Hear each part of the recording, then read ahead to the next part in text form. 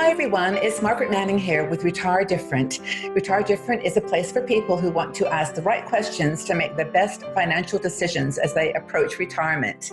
And I have two guests here today that are going to help us unravel some of these issues that we face. I'd like to introduce Jessica Searcy.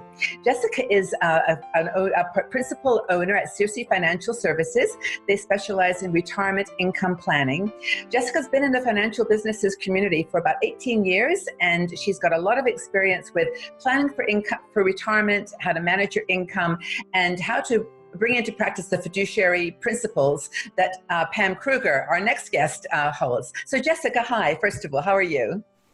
Hi, I'm well. Thanks for having me. I'm very happy to have you. And Pam, my friend Pam Kruger, how are you? How's your mug? My mug is still here, but I can't keep up with you. We have a mug competition going on. I want to see it. Oh, it's another cute one. It's just, I buy this at a charity shop, you'll be happy to know, because people donate like one-off cups for some reason. It's beautiful. I love them. Anyway, Pam, you may know Pam and I have talked before, but she's an investing and financial expert. She's a TV personality and author, and she's the co-host of PBS Money Track. Also the creator of Wealth Ramp, which is an online tool that connects fiduciary advisors with consumers. Now, this is the topic for today, Pam and Jessica. We want to talk about this difference between a fee-based advisor, someone you pay, only pay a fee, and others that you actually, planners that are selling you products, or selling their financial planners or advisors. So Pam, tell us the difference between a fiduciary advisor and an ordinary financial advisor. Okay, I want you to try to think of this from the perspective of how the advisor is getting paid.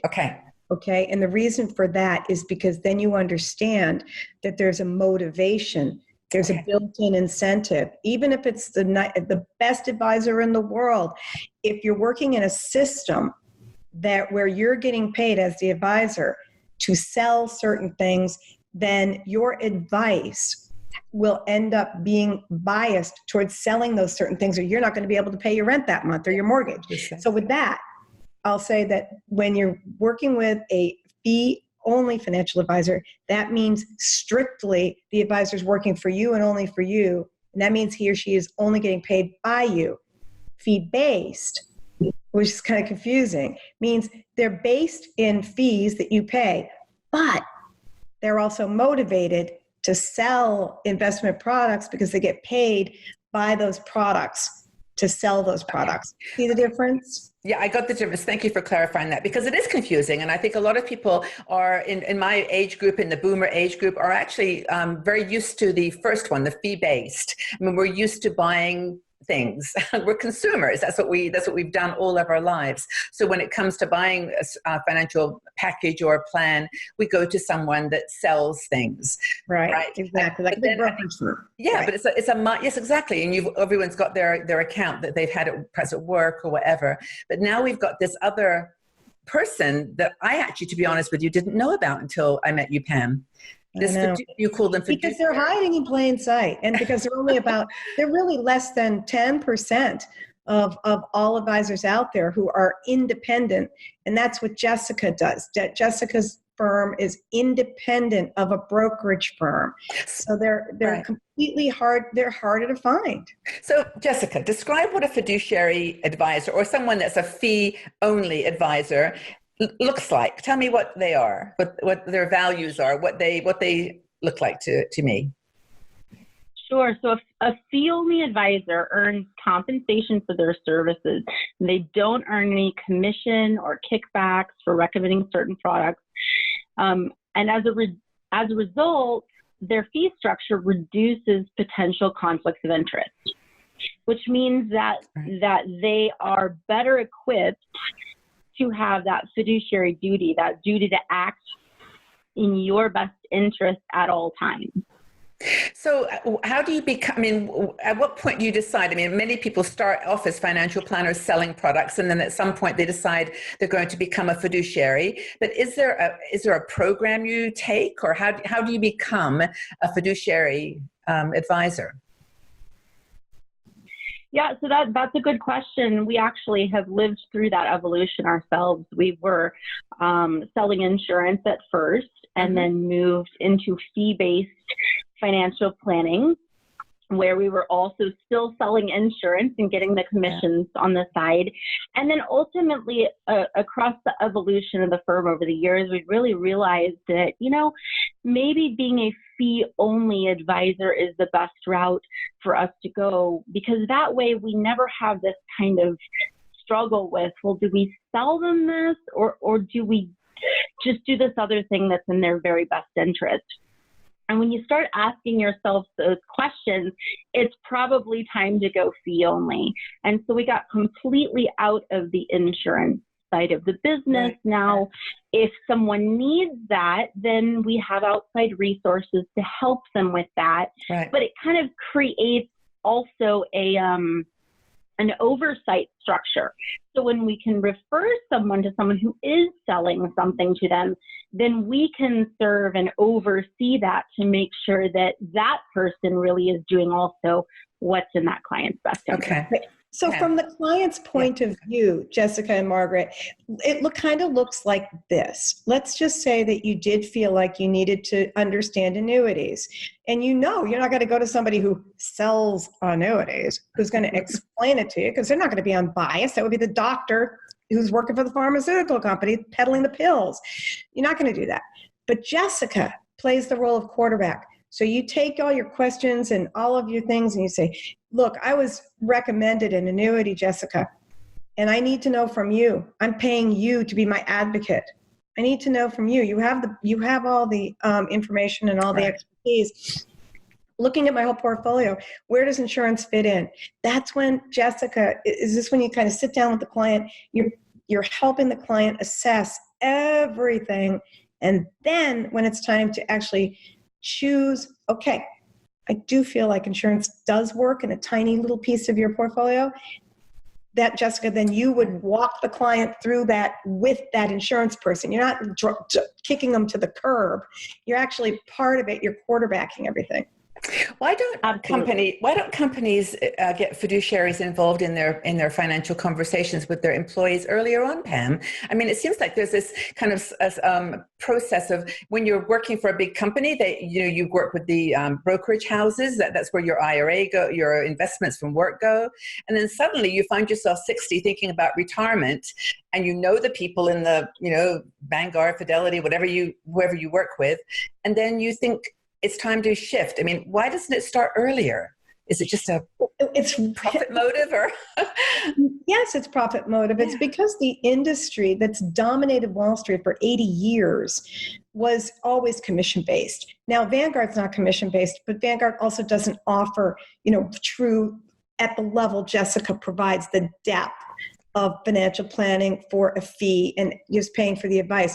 But it's interesting you say that, because WealthRamp, my platform, I'm now starting to partner with big companies. Oh, this is great. Have, thousands of employees to give them access to a vetted network of the Jessicas who are out there. So it's really funny you say that. You're spot on.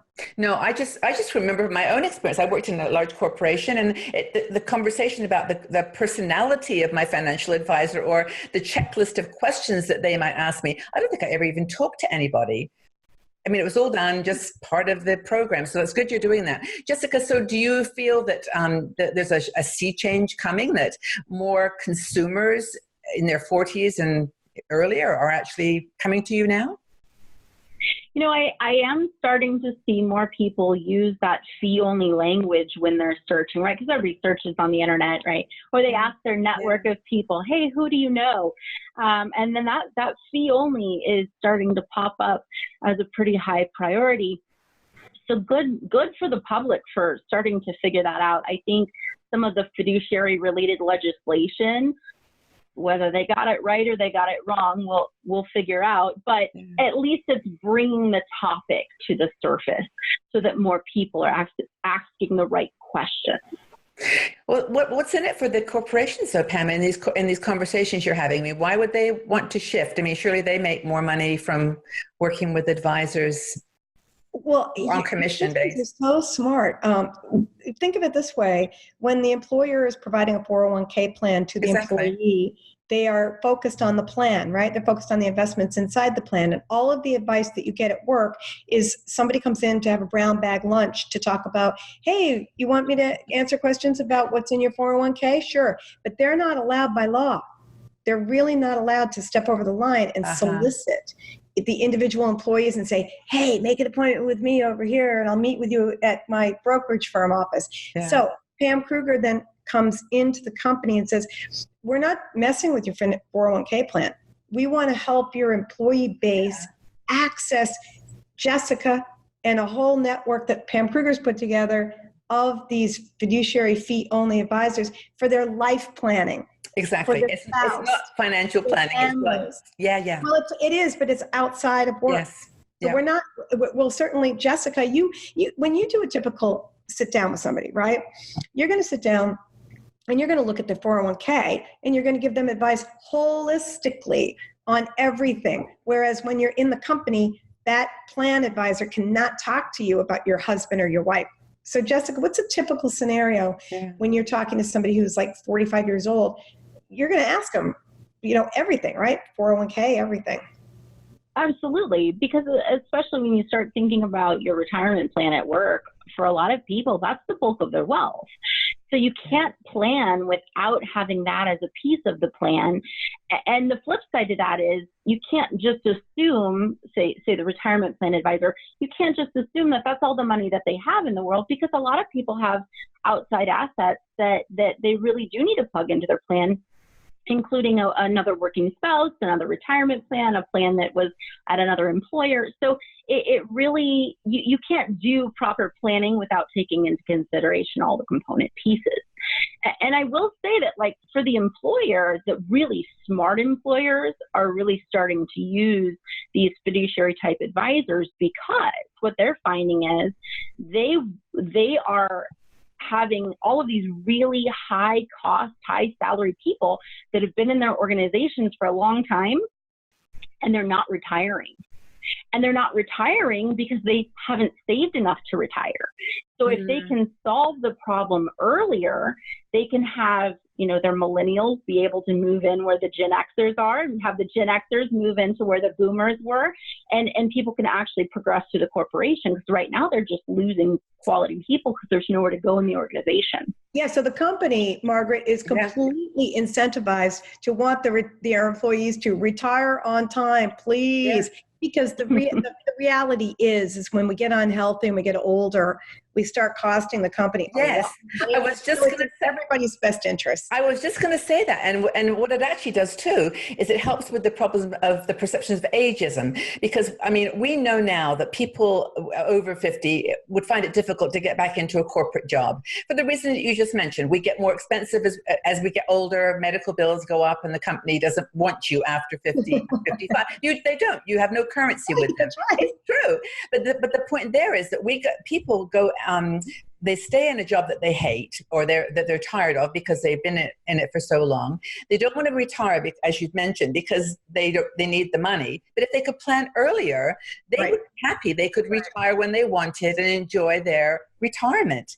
That's why I'm working, working so hard to get a wealth ramp into the workforce, into the employee benefits, so that we can get the word out. We're starting to partner with some companies right now so we can get them started at 20 and 30 and 40 and 50. Yeah. And the ones who are 60, we don't have to say, oh, what a shame, you didn't save enough money. No. We say, hey, you have another 35 years of life. Let's figure it out. And then like Jessica. And I love this. And the thing there is that you're not feeling then as discriminated against. We're trying to get a job when you're 60, because you're done, in the sense that you've planned and you've moved into the next. You may be working part-time, like Jessica says, or you may have an entrepreneur opportunity to start your own business, but you're doing it on your terms, and you've planned it throughout your whole career, not just at that panic at 60 when the employer says, dum-da-dum, it's time. So this is a very interesting conversation. So tell me, let's talk about fees, hidden fees, because I know that there are a lot of them. Jessica, explain to us what hidden fees somebody might encounter with a fee-based consultant or advisor. So fee-based advisors, you're going to find a lot of hidden fees. There's going to be hidden fees with commissions and kickbacks. and all kinds of other things. But even if you're not using a fee-based advisor, even if you're using a fee-only advisor, you still have to do your homework, because really there's like 3 things that you really need to watch out for in reviewing how fee-only advisors are compensated. Some fee-only advisors charge solely based on a percentage of assets under their management. Yes. Yeah. Which may not be a bad thing, but if let's say they take only high net worth clients and you don't have as many assets, but they still have to meet a minimum amount, then you're going to be paying a higher percentage than their other clients would. So you might actually be in a better position if you're not, paying that as a percentage of assets under management. That's one. Number 2 would be there are fee-only advisors who charge a wrap fee. And a wrap fee is intended to be a comprehensive fee that covers a whole bundle of services, whether that's investment advice, investment research, brokerage services, all of those kinds of things. But let's say you don't really need all of that, you just need a little bit of it, then it might be more appropriate for you to unbundle those and to not pay a wrap fee. Sometimes those wrap fees can be upwards of 3%, which is a pretty hefty price tag. So it's important to watch for that. And then the third thing is some fee-only advisors charge minimum fees. And so the fewer your assets, the more expensive they can get. So you want to watch out for that. You might end up actually paying more if you have less assets. So you might want to go with somebody who maybe charges on an hourly basis or a planning basis or something like that. So in your wealth ramp tool, does it show this or? Oh my God. Okay. So for me, I go crazy when I hear this, because Jessica's so right, because we're always singing the praises of fee only, fiduciary. But that doesn't mean that every human being who's a fiduciary and fee only is going to be competent and ethical. So that's the other part of the vetting process. That you can't just rely on shopping based on fees alone, and you can't shop based on the title fiduciary alone. You have to go deeper than that, or else you're going to learn after the fact some of the fees that Jessica just talked about that can be kind of buried or hidden in there. So honestly, I'm not going to lie, vetting advisors takes a lot of homework, and that's why I do what I do, because it even takes me. It takes me going and scrubbing down their SEC, those are the regulators, background records on each advisor. Jessica has one. Jessica wouldn't be on my platform if I hadn't scrubbed it down and then had a personal interview with both her and her dad, because he's in the business. And not only that, I want to look at the whole firm. I almost want to look at everybody who's making the coffee at the firm. I want to know what's going on there, and then I can find out if there are wrap fees, if there are sub-management fees, and what the fees really come to. It's so darn hard to really figure it out. But to know that you're shopping within the fee-only fiduciary environment and ecosystem, that is, you've just screened away so many others. Now you're down to the 10%. But still, you have to sift through the 10%. I have a question. Well, sorry, go ahead, Jessica. Go ahead. I'm sorry. I was gonna say, no, I have a question. I'll keep it for Pam later, but go ahead. Sure. So just because someone is charging more doesn't necessarily mean they're unethical either. Everybody has their own value system when it comes to spending money. And so I'm not going to tell you that shopping at Nordstrom's is wrong. It is more expensive. You're perhaps going to get a higher level of service than, say, shopping at Walmart. But shopping at Walmart isn't right, and shopping at Nordstrom's is wrong. It's just, it has to align with your value system and where you want to spend your money. So all I'm saying is be conscious of what the real cost is and make sure it aligns with your values and what it is that you need in the services you're trying to get. And demand transparency. I mean, this is all about transparency. Well, and that's perfect. That's a really good point to make, Jessica. And I think you're absolutely right that everyone's different and that it's so relative. But the question I had for you, Pam, was about Wealth Ramp. When people go into Wealth Ramp and they start to fill in their requirements, I mean, presumably through that, there's going to be questions. Do they have a way to talk to you, or is there then a next step of consultancy with you? How does that work? Yeah, because I put my personal cell phone and my personal email right on. And that makes it pretty personal. If you click on, because I work 24/7, if you click on request an introduction, it's going to go directly to me for help.